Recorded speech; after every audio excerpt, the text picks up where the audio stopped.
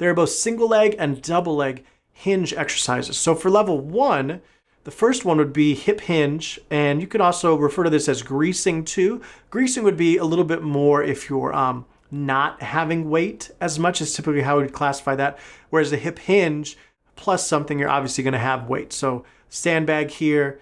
And again, the hinge movement, whether it's a strength or a power movement, it's almost all the same in terms of the cues that you're going to coach, the movements that you're trying to have the athletes do, as little knee movement as possible, as much hip movement as possible, getting that chest and torso parallel to the ground as much as possible, all while keeping the back engaged. So it's just loading it up with a sandbag. You could tap dumbbells at the side. You could even hold a kettlebell to your chest as well. That's different variations. This one, it's actually a little bit different position, but still very much the same thing in that driving from the hips. You can almost see how it's very similar if we were standing on the ground, if the knees were pretty much straight. It's almost the same movement, it's just we're inverted a little bit on the bench. So this allows the athletes to focus a little bit more on driving through the heels, linking up all the hamstring and glute activation in the back, and trying to get those hips up as flat as possible. So sometimes it helps to take an athlete into a different position as opposed to continuing to work on, standing up and trying to do the hinge if they're just not getting it on that. So the next one, Trapbar Deadlift. So this is actually going to be the least hinge looking like exercise that I promote doing. And you can see that the angles, and if you remember from our overview, the angles for this are pretty similar to the squat. They aren't as much at the knee because with most athletes, even in a low trap bar handle position like that, your knees are never getting that deep. But what I've found is working with athletes throughout the years is that the trap bar deadlift is a nice in-between combo that helps the athletes learn what that hinge should feel like. And so that's the reason I'm doing it more, especially to level 1. So if an athlete has no idea how to hinge, actually just getting better at a trap bar deadlift, especially with the high handle help, it's going to kind of turn some lights on for them.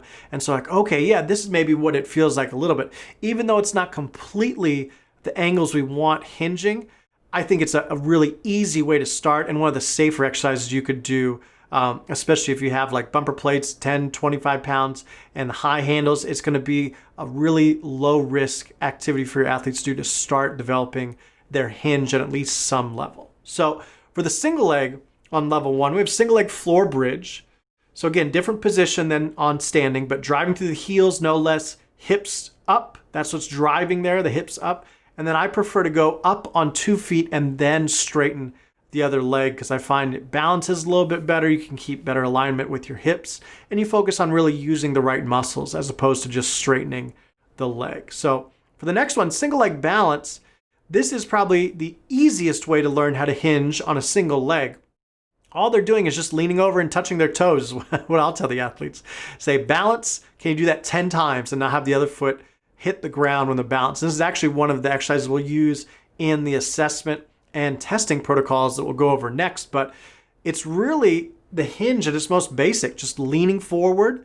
And yeah, the back isn't going to be engaged, but we're also not under load. This is a level 1 exercise. We're just trying to get them to learn what the movement feels like, and we'd never load this exercise. When we load it, it turns into single leg deadlift, which is a different set of cues, and definitely we're not having the back rounding when we're doing that. But we're not loading it, it's all right for the back to round. They need to learn how to hinge on some level. So kind of in between single leg balance and single leg deadlift is single leg layout. So this where we are working on back being engaged, arms reaching out, trying to think about like a bungee cord stretching out as far as possible, that spine like steel growing as they reach out. So having a wall sometimes to reach out to, or thinking about your foot kicking a wall behind you, or even drawing on a wall behind you. All these are great cues to give your athletes in this one.